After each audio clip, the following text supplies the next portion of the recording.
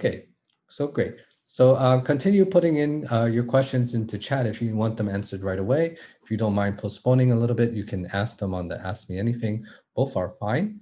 Okay, so now we're going to look at this second part where we are looking at the idea of soft clustering. Okay, so up to k-means, we're looking at taking a point and assigning it to a particular member, right? To say it belongs to this cluster, right? What happens if we don't want that, okay? What happens if we want soft membership, okay? So the motivation again is that we want to get labels for things, but we don't have them, right? So in unsupervised learning, we are trying to build those clusters, right? So the idea is we're going to assign labels automatically. We're going to do this by doing soft clustering. The way we're going to introduce this is through Gaussian mixture models, which is, an instance of the very general idea of expectation maximization. Okay, so it's actually a really cool and simple idea, which we are just going to say a little bit like smoothing. Remember smoothing, where we said we're going to hallucinate observations that we didn't see, and we're going to add those to smooth out naive Bayes. We're doing the same thing here, except we're imagining we actually have the labels that we seek to get. Okay, so we have our X, we don't have Y. We're just going to say, let's just pretend we have Y. Okay, I don't care how. Okay, just give me some Ys. And then after I have these Ys, I can optimize. I can try to make this better. Okay, and iteratively replace those imaginary Ys with better Ys. Okay, so this leads to the same thing that we saw before in k-means, which is that we want to iterate over the data, which is the real data X, and our false data Y, and we're trying to, at some point, create the best possible Ys that we can for explaining the data that we have in X, okay? So let's take a look at this, okay? Just to help you get a grip on Gaussian mixture models, right? So Gaussian mixture models, as it says, is basically a mixture of several Gaussian distributions, right? So we have a normal distribution or Gaussian distribution, right? And we can say each one of those distributions could be responsible for a data point. We're not sure, okay? But we need to pick it, okay? So let's say we know that there are in a bookstore, okay, maybe Amazon or maybe Strand Books in New York that's going out of business. We can say that a price of a paperback book is $10 with a standard deviation of 1. Okay, so maybe we can say on the price modality we have $10 here. We have something like that. Okay, and hardbacks are also normally distributed, but they have a slightly higher variance, and they are costing more. So maybe 17 and slightly wider bump. Okay, so mean of 17. Okay, so is the price of a randomly chosen book normally distributed? Okay, I think you can all agree with me that this doesn't look right. It couldn't be a normal distribution because these don't seem to overlap much at all. Okay, this the two peaks that I have drawn you don't look like that. Okay, so when we go to describe this, then we can see this is not necessarily the case, right? So you can see it's a bimodal distribution here. It doesn't look anything like a normal distribution, which would look more something like that, right?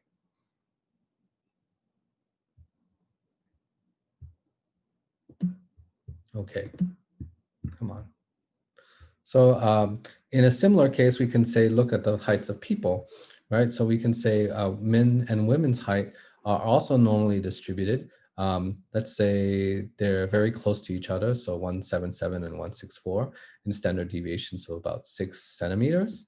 And this is also not a random distribution, although the distribution is highest at its center, okay? And what we're trying to say with this is that both of these are cases where data points actually belong to a particular cluster and are generated from that cluster. So if I measure a man's height and I take a sample of the blue curve and get a sample and I put it in my distribution of points that I've sampled, okay, then it belongs to one point, right? But maybe at the end, I throw away all of the gender data and I'm left with a distribution like the one in the black, right? And so the point that we want to do is recover the component distributions from the final distributions, right? So you can see where we're going with this. This is like the case where Y is our coloring, right? It's either a man or a woman who's responsible for that measurement, but somehow our X data set doesn't have that information. We're just given some measurement like height. Okay, so that's what we're going to do in the EM framework. Okay, so for the EM framework, we can just start by thinking about what we are trying to do when we're trying to explain the data set. Okay, so this is a generative algorithm because if you look at this point here, right, this basically says what is the probability of seeing the data set given a particular model, right? Our model here is basically anything that describes how the data came about, all right? So it could be, for example, in here, there's actually an encoding of three different things.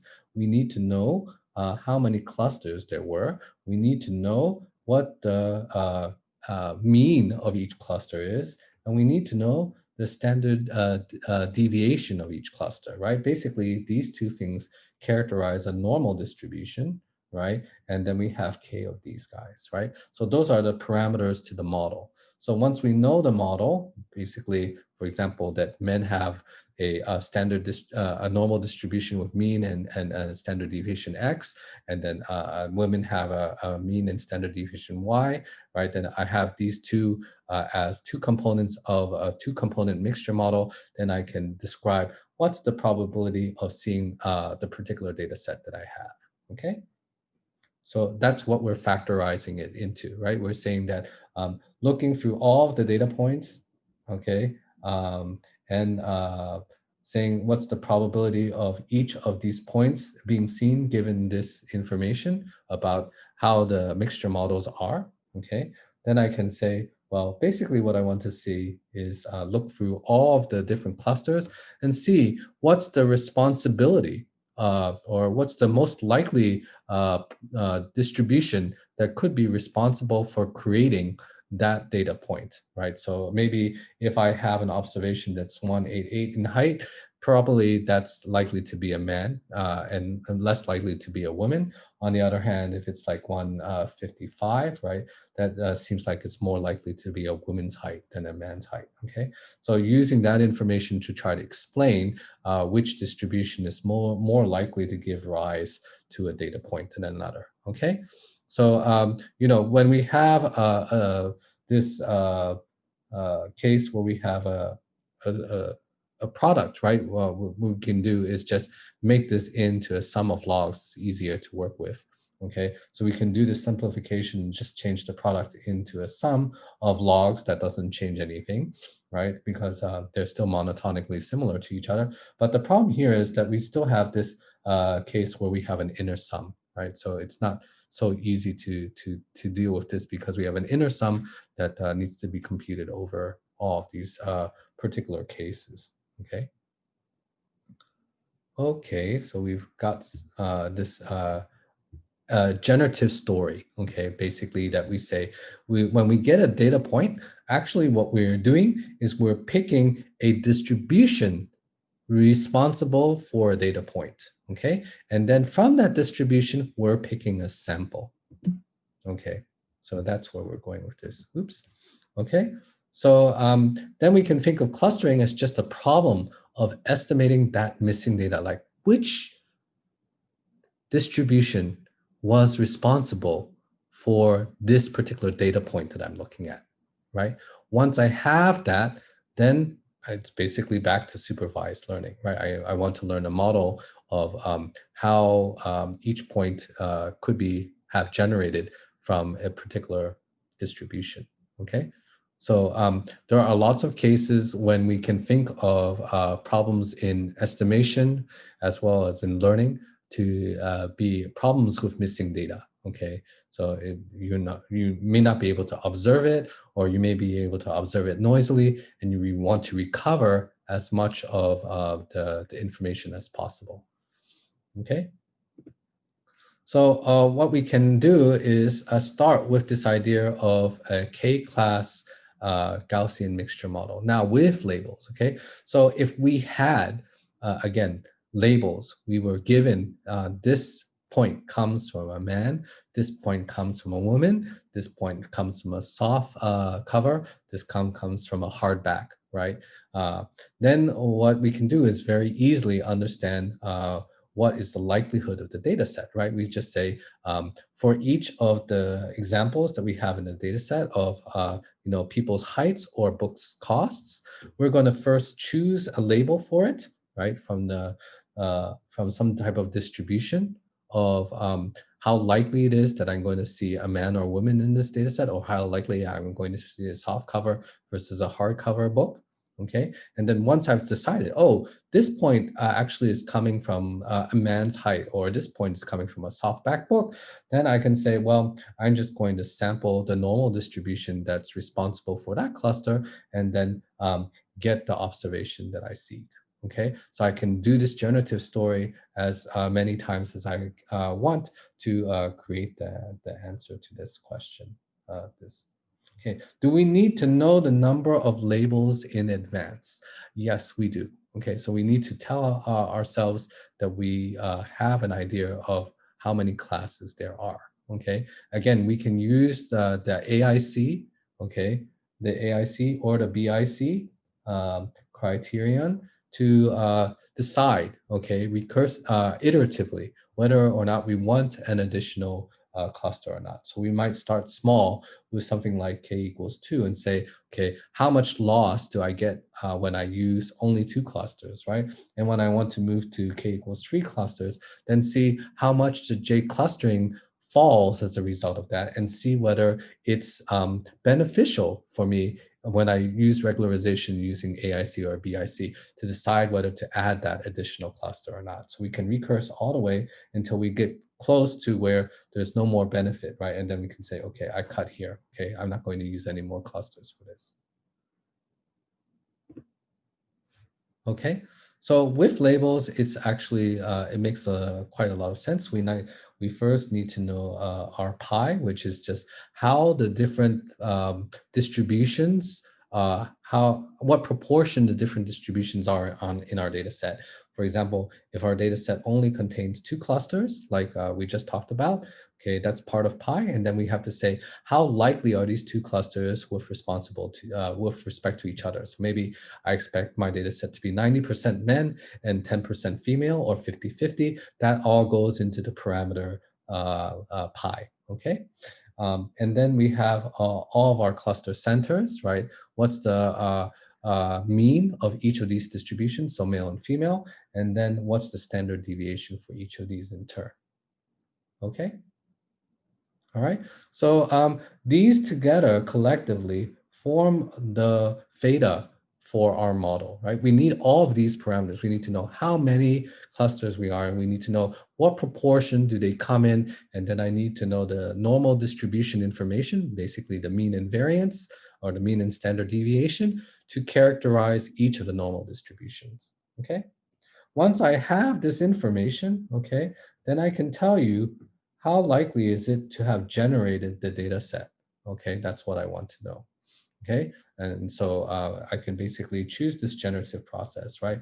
So I first choose a label, I decide which distribution in all of the k distributions that I have was responsible for generating this point, and then sample a feature value. Okay, so this is just the math for a normal distribution, right? To basically say, I'm going to decide how much cost is it to have described this point. It's going to be a cost from the cluster center, right? So that's basically what we were saying before, the mean square distance from the cluster center to each of the points that we said was probabilistically generating this particular point, okay? Okay, so I wrote it here. The model parameters are basically all of this. So when we say the theta, or the model parameters for Gaussian mixture model, basically we need to define the number of clusters, okay? We need to find the prevalence of each cluster. How much does each cluster contribute to the points in the data set, okay? And then for each cluster, we need to know its normal distribution, basic statistics, right? The standard deviation and mean. Okay. Um, the maths are not tested. You can always refer to this. We are not going to ask you to compute these. Okay. What we want you to do is understand the concept on it. Okay. So for example, a Gaussian mixture model, you know, it's basically a set of Gaussians. Okay. And that it has a generative story. Okay. That basically you have to, for each point, you have to pick a point, pick a cluster that's responsible for it, and then find the likelihood for that, right? So if I say that this 188 height person comes from the men's distribution, then I should be able to calculate something like the red part of this slide, right? Um, how much loss am I getting by saying that this point was generated from a man rather than a woman, okay? Okay. Yeah. The concepts are more important. Okay. I think this is where I find that our students get the most benefit of. If you understand the concepts of the math, it's more important than actually doing calculations of the math. So you just need to remember that a normal distribution is characterized by a mean and variance or mean and standard deviation, and that the Gaussian mixture model is basically a set of Gaussians that are being responsible for each point. Okay. All right. So once we have this generative story, okay, we can actually find the actual likelihood for a particular data set, right? Because we can do all the multiplication, do all of the addition, and then see whether a particular solution, a particular model is more likely than another to have given rise to a data set. Okay. So for example, if I have a lot of measurements of heights that are close to 190 in my data set, then the fraction that belongs to male should be likely higher, right? Because we know men's heights and are generally higher than women's, okay? So the fraction of examples that are coming from the men's data set should be higher. Okay, so I can compare two different models, right? The models are again basically all of this information that I have here, right? Let's see, can I get this to change? Yeah, all of this information here, okay, and then use that to calculate what is the maximum likelihood estimate, right? So I can calculate this as per what was on the last slide, compare it against another model, for example, another model where I think more women are responsible for the data set, and decide which model is more likely to be responsible for it. Okay?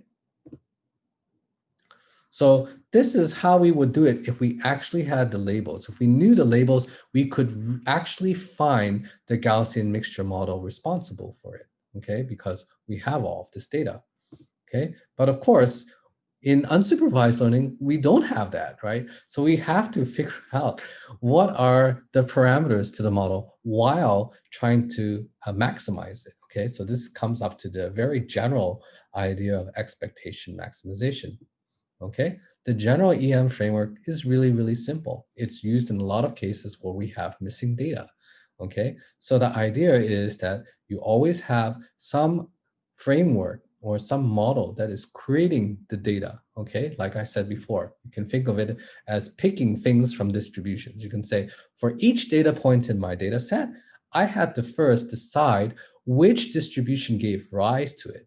Okay, so I pick from, like, say, the women's pile. Okay, then I'm going to draw from the women's distribution a particular height. Okay, so I have a normal distribution. I just pick from this normal distribution a data point. Okay, let's say 165. Okay, then I get this data point. Okay, and so what I want to do is do this iteratively, right? I have a model. It's going to generate a data set. Okay, and then I'm going to get from the data set an idea of whether that model is most likely or not. If it's not the most likely one, can I find a new model that's more likely to be responsible for it? Okay, so it has these two steps for it. Okay, the expectation step, okay, which is the E step.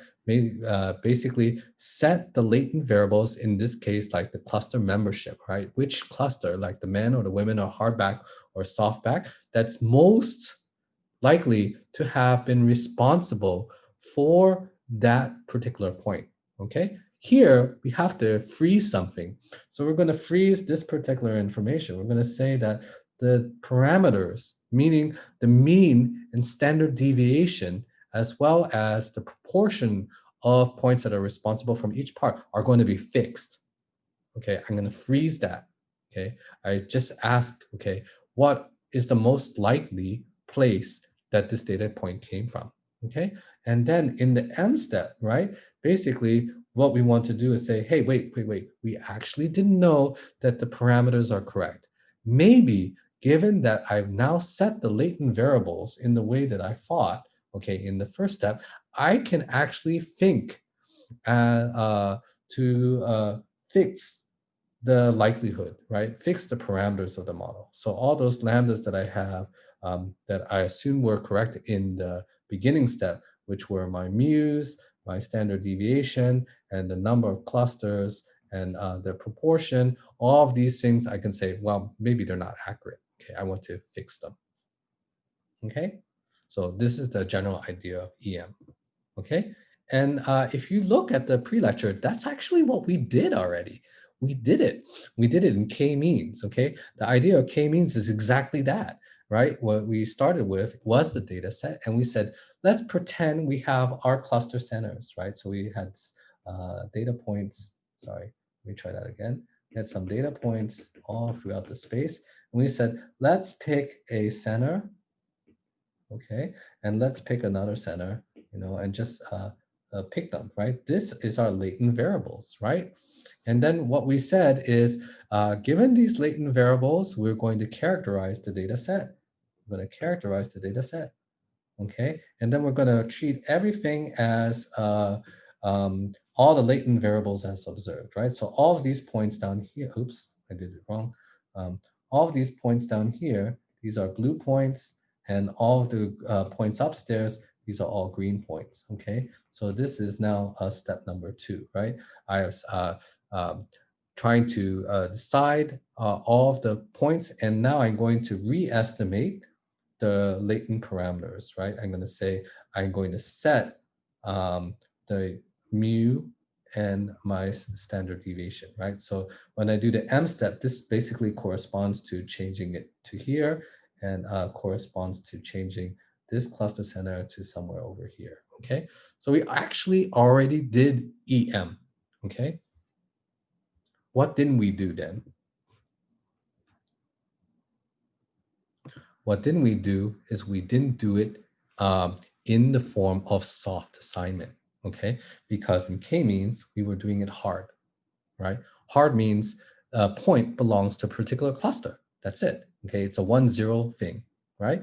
And we already said that once we have this sum, and it's not a continuous thing, you have discrete jumps in membership, then it becomes very difficult to optimize. It becomes NP complete, okay? So what we want to do is instead think about something that is not like that, right? Where we have this idea where we want to use a case where we are going to use soft assignment. So it's smooth, right? We can do this and optimize much more efficiently.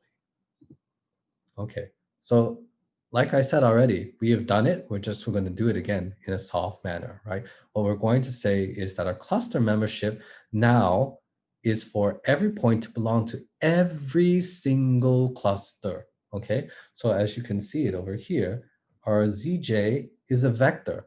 It's a vector for all of the K clusters, okay? We can say that this point here, this 166 height, belongs partially to men, belongs partially to women. I don't know exactly which one, okay? But it's a probability of assigning it to one or another, okay? If I have a measurement 190, okay, it's much, much more likely to be men, but there's still some likelihood that a woman is that tall, okay? So I'm just going to reflect this as a probabilistic distribution for each point to have probabilistic membership to each of the K, all right? Does that make sense?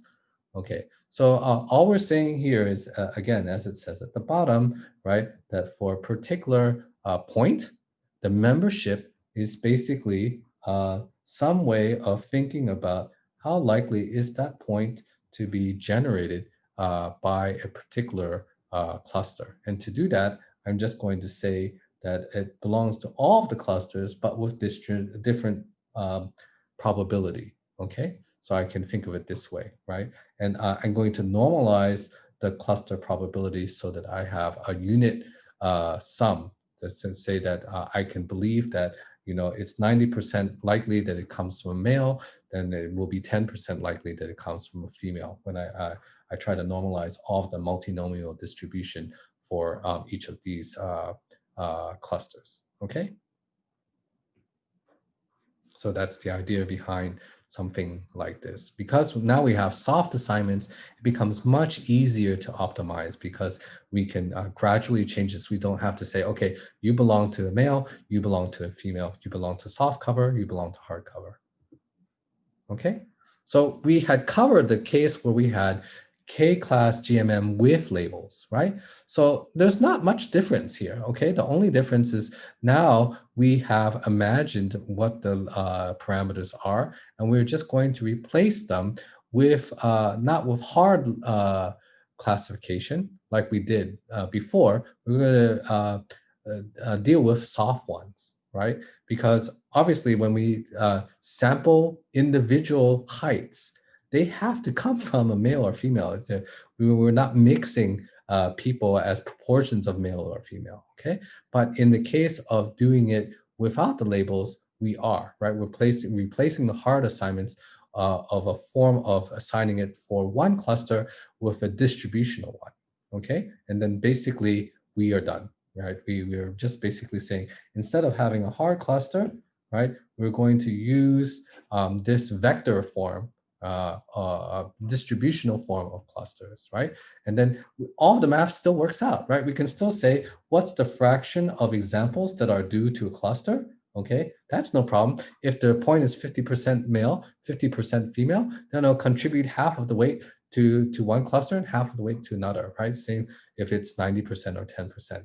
And so for this reason, I can still calculate all of these things. I can calculate the standard deviation. I can calculate the mean for each class, even though all of the points are probabilistically members of that class with fractional probability. Okay?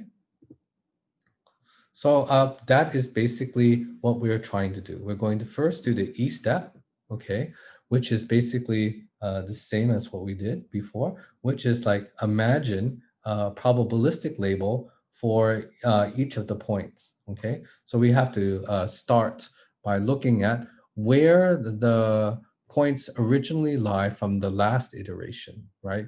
Basically, to look at where the cluster memberships were, okay, and then calculate which cluster is now most likely to be responsible for that point, okay? You can think again in the k-means case where we had clusters, okay, that were not in the right, cluster centroids that were not in the right place, but we used those cluster centroids to label all of the points, okay? So again, I'll just illustrate that because you can probably remember it, but anyways, let's do this again. So we have all these points here, okay? And we choose a red distribution, and we choose a blue distribution. And now these are distributions, right? So they're not points. So I'm going to just draw a standard deviation around it. Okay, something like this. Okay, and then I'm just trying to assign for each of these yellow points what probabilistic label it has. Okay, so again, when I think about this z j of k, all right, basically it'll belong to both the red and the blue, but with different proportions, right? So if I take a look at a particular point here, okay, let's say this one, okay, then I'm going to say how much is that responsible, likely to have originated from a choice, a pick of a sampling of the blue distribution, okay, and how much is that likely to have generated from the red distribution, okay? So I'm looking at this to generate these zj of k, all right? That's the E step, that's the expectation step, right? Okay, so once I have that information, then I can go to the M step, right? The M step is basically maximizing, okay? I want to know what the parameters of the model are. These were all of our theta that we had before, right? And now I'm just going to re-estimate them by thinking, okay, could it be that now, given the current set of expected memberships, the fraction of examples in each class changes. So now I believe that there are actually more women in my data set than men at the beginning, okay?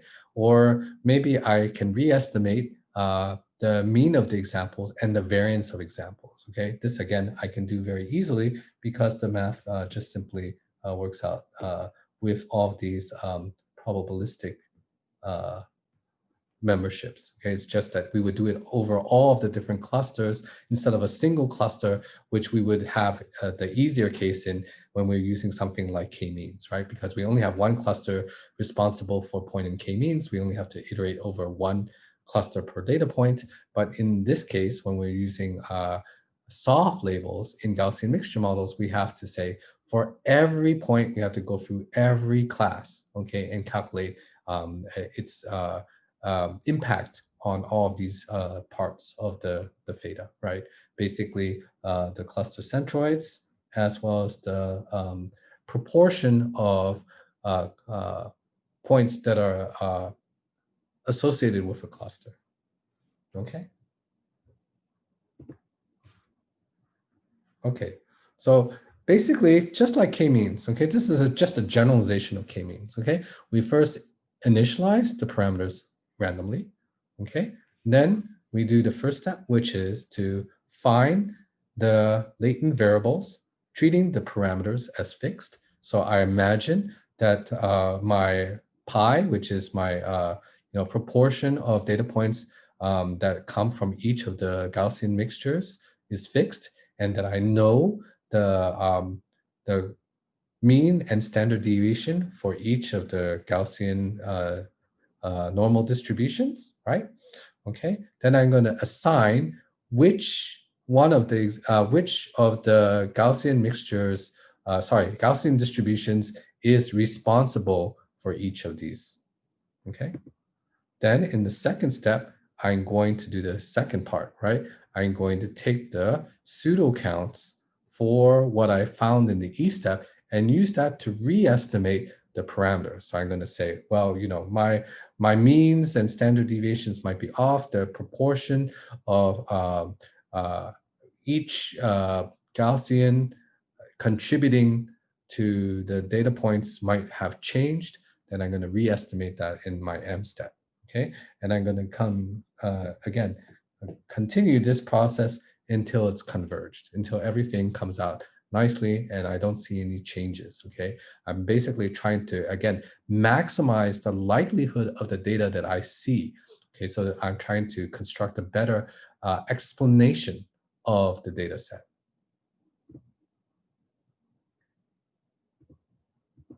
Okay, so there's a lot of math here, but it's basically exactly what we talked about, right?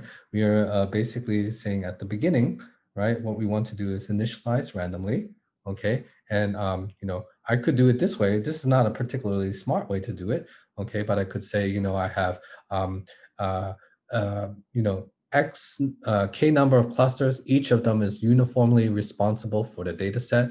Each of them has a random distribution each of them has a unit standard deviation, and I'm going to set my means as randomly, okay? Then after that, I'm going to do my E step, right, which is to compute the expected assignment. So I'm going to go through all the points, okay?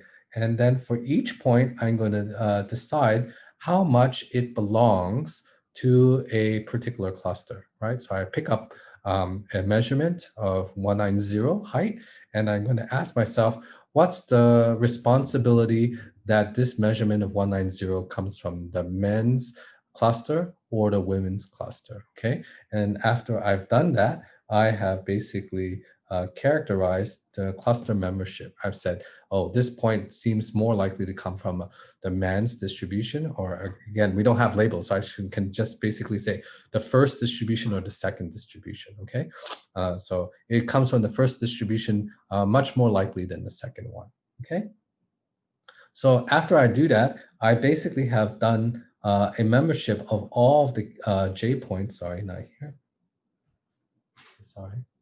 Oops. Right. Okay, never mind. Okay. For all of the J points. And then what I want to do in the second part is then go through all of the clusters and re-estimate the model. Okay. So this isn't over each point. This is over each cluster. I want to redecide whether the clusters are indeed correct. Okay. And the first part of that is simple, right? Well, actually, both are okay. The first part is looking at how much a cluster was responsible for each of the points, right? So I can total for all of the points, how much each of those points contributed to that cluster, add them all together, and normalize through all of the points to get the proportion of points that are due to that cluster probabilistically, right? And the second part is even simpler, is to take all of those partial memberships and recalculate the mean and standard deviation of the points to each of those clusters, okay? So that's all we're doing with that, okay? So once I've done that, I've done one step of EM, and I'm going to do this as many times as I want until I believe the points are explained well, MLE is maximized, okay? And there's not much change in the cluster membership. Okay, so here this animated GIF is showing you something that you can see from Wikipedia. Okay, this is data from a geyser in Yellowstone National Park in the USA. It's called Old Faithful. You may have heard of it before. It's the most famous geyser in the world. It erupts on a fairly regular basis, but it has a pattern. Actually, underneath the geyser, there are two different causes that cause the geyser to spurt out water. And this influences when it comes out, okay, which is the delay on the x-axis, sorry, on the y-axis, and the duration of the geyser spurt, which is on the x-axis.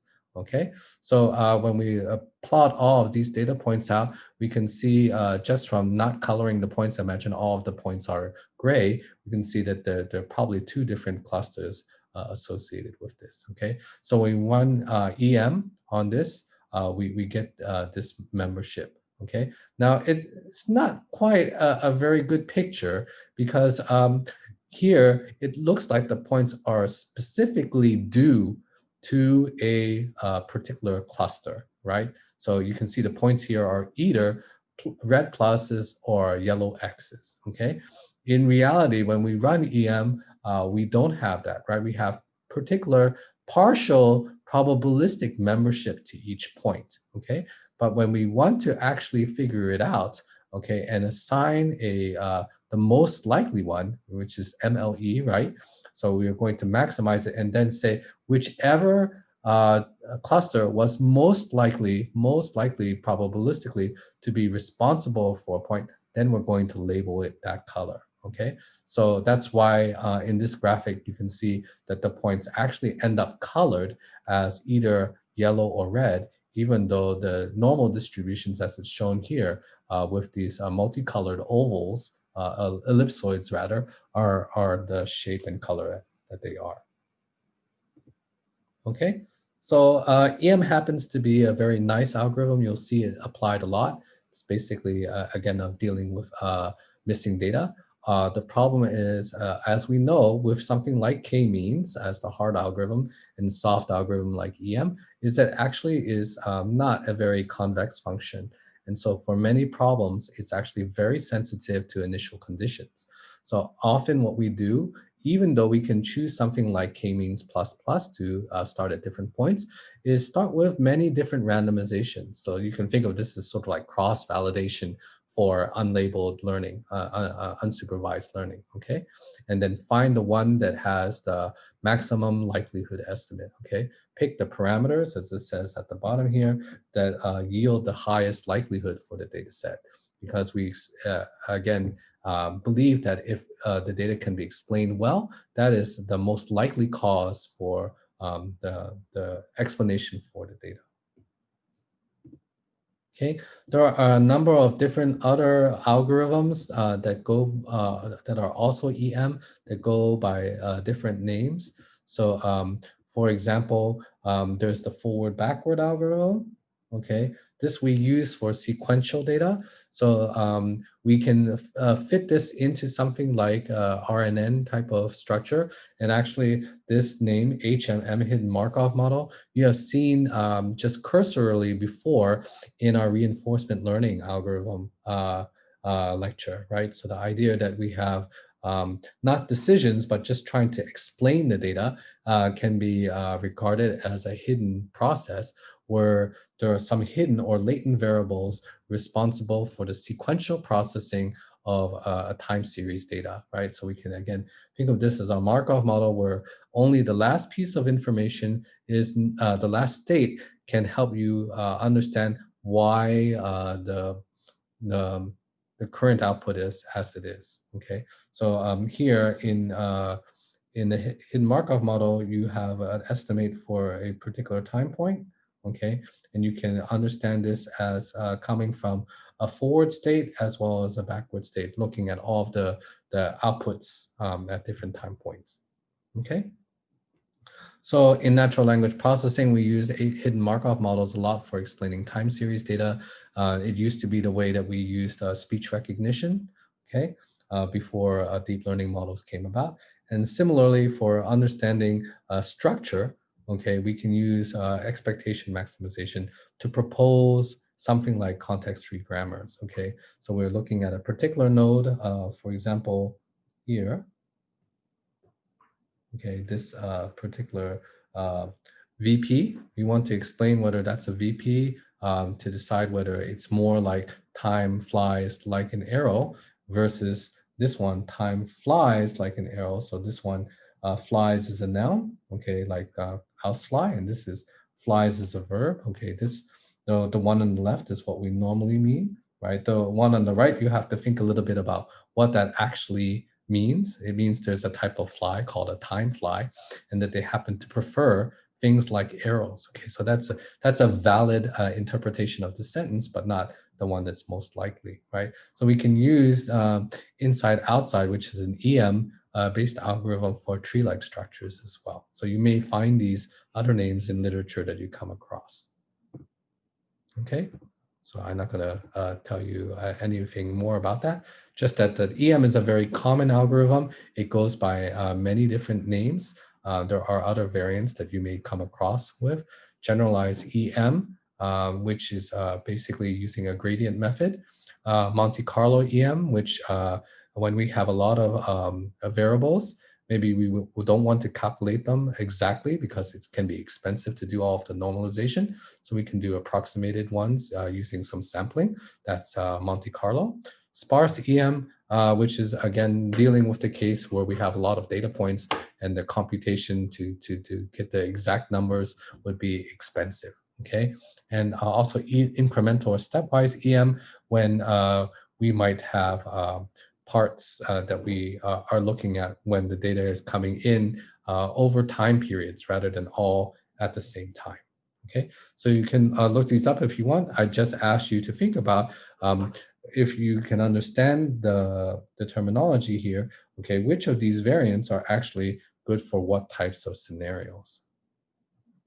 Okay, so in summary, what we've seen today is basically two applications. There are several others, so for example, outlier detection, which we didn't go into, which is for unsupervised learning, where basically we want to decide the clustering of a membership of points so that we can simulate the Ys, or in certain cases, change the data set down from a larger dimensionality to a smaller one. Okay, so that's all we have for you today. So I'm sorry it went a little long. We always know the expectation maximization layer takes a little bit of time to cover. Okay, so with that, I think we finished our lecture, and I think we don't have any other questions. Okay, So great. So I thank you all for coming. There will be an additional help session on Thursday, just for an hour during our lecture time from 11 to 12. So if you want to come back then, I will also be covering the ethics lecture a little bit. So I hope you have a pleasant week ahead as we go into our penultimate week for machine learning. Okay, cheers, everyone.